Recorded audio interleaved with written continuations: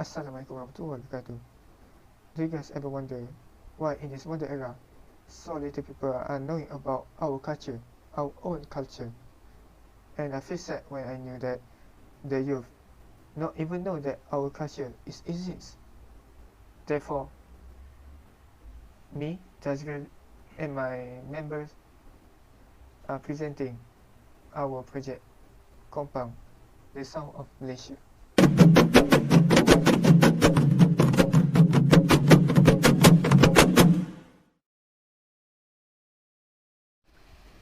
First of all, I want to talk about our project background and what is this project about. So basically, the first thing I want to highlight is about preserving cultural heritage, where our purpose is to show how to protect, promote, and transmit cultural heritage. So why we choose Kompang? Because Kompang has been one of the oldest cultural musical instruments in Malaysia. However, Kompang is less valued by people and the younger generation nowadays.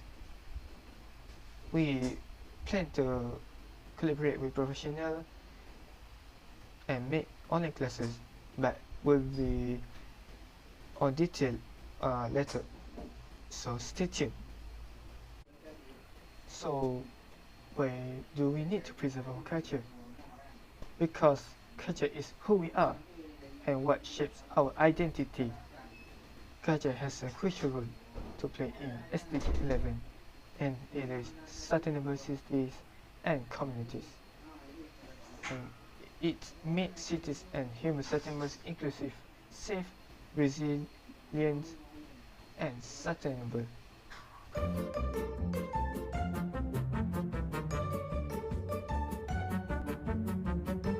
So our objective of this project is to promote the traditional musical instruments as well as the classical music of Malaysia to the future generations as well as the foreigners living outside of Malaysia.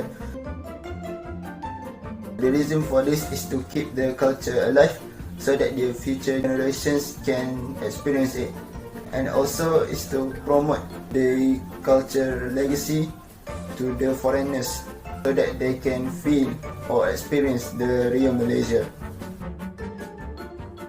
This can be accomplished by teaching the future generations as well as the foreigners the history of the music as well as what it is and how it is played.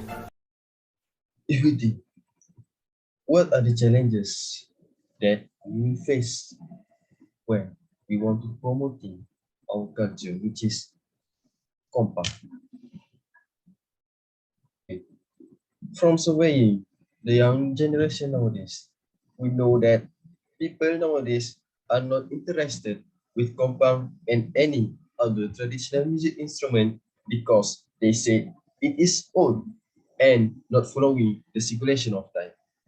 For example, we compare the traditional instrument like gendang with the modern instrument like drum. For the result, we can say that drums will get more fans easily than gendang. This is because of the time that it was created. We can see that the one who is protected by the traditional instrument is the old generation with a small population now. For the modern instrument, it has a lot of fans that come from the young and healthy generation. So, Kompang and other traditional music instruments will get the title of the old fashion. You can see that the one who is playing Kompang will not get the attention compared to the modern music instrument. Okay, next, if you do some research to the world nowadays, you can see that Kompang is not used widely in the music industry. There are no more traditional music instruments in the music industry nowadays. If it exists, it is maybe the last one. Kompang and other traditional music instruments are used in the traditional event only. With the attitudes of the young generation nowadays, we can say that the traditional music instruments will no longer have time to breathe. This is very dangerous. If it continues like this, we have to say goodbye to Kompang and any other traditional music is. Okay, now we will continue with the significance. Okay, so introducing this Kompang to the community is very important to defend our culture and spread it to the public.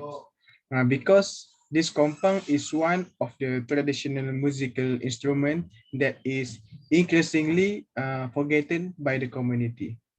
When the community is constantly together experiencing compound training, the value of collaboration can be taught in this compound beating exercise. And this community, the Malaysian community is very active in using social media in their daily life. So we want to use the existing social media platforms such as Instagram, TikTok, Facebook, Twitter, and so on to spread knowledge about Kompang to the community. And we target this especially for teenagers because teenagers are the ones who most use social media in their daily life. Okay, through the application, through the social application, we will spread to the community what is Kompang, what is the advantages, the benefits, and we will also teach them the basic of Kompang and in the videos. Once the young community is familiar with Kompang, then it can be practiced in various things others than for weddings only. It will be able to preserve our culture and may even lead to a source of income for the community. Assalamualaikum everyone. My name is Nur Fatiha, and right now I'm presenting to you guys about partnership in our proposal. So we've been thinking of partnering with one of our best club in IUM under Chitra IUM, which is our percussionist club or our percussion club. So basically, Chitra is one of our culture club in IUM, and basically it's about percussion. We have chaklempong, band, percussion, and so on and so forth, some sort of that. And we've chosen percussion club because percussion club only focus on things that includes tapping. I mean, includes the gendang part. So that's why we choose percussion club.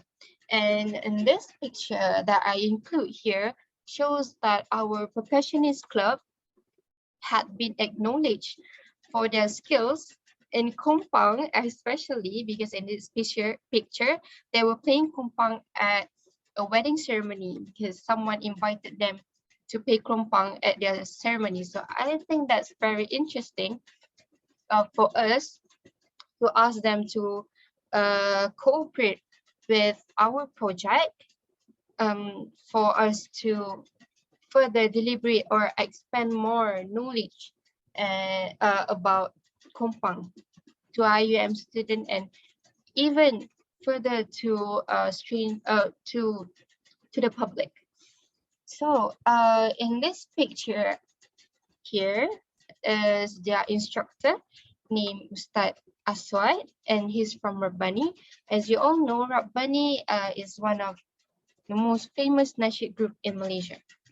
So they've been learning from a very well-known instructor, and I believe their knowledge is also valuable, and we can learn from them in how to take good care of Kompang and how to play it well and how to perform even, and maybe we could further make Kompang a history in IUM. So moving on to our second part of partnership is with social media. So basically our social media partnership here, we include Instagram and TikTok. So we're gonna do videos about Kompang, basic knowledge of Kompang, the history, how to play it well, the sound of Kompang, and so on and so forth. And we're gonna do it with percussion club.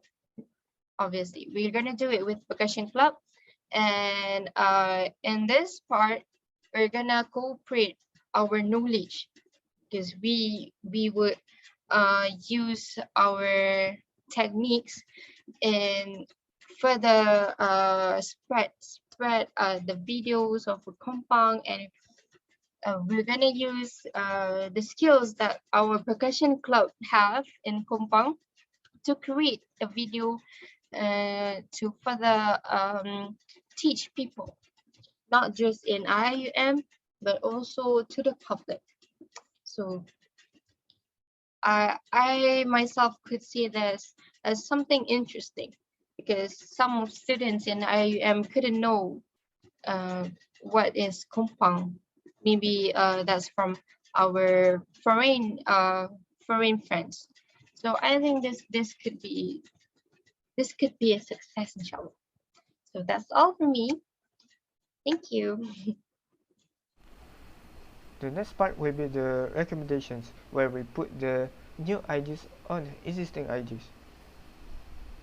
The first idea I want to highlight is the Kompang class open for public, because we thought we just want to open for the students, the IIM students, foreigner and local.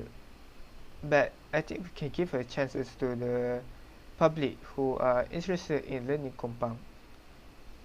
And the second idea is a documentary about Kompang, where in our promotional video we not only promote the Kompang, how interesting, we also include the history, the background of Kompang, and also how the Kompang made, and much more.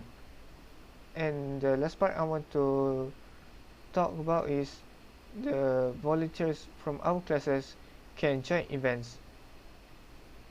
Maybe the people who are join in our classes can volunteer themselves to join the other professional Kompang players to play Kompang in any events, like wedding events.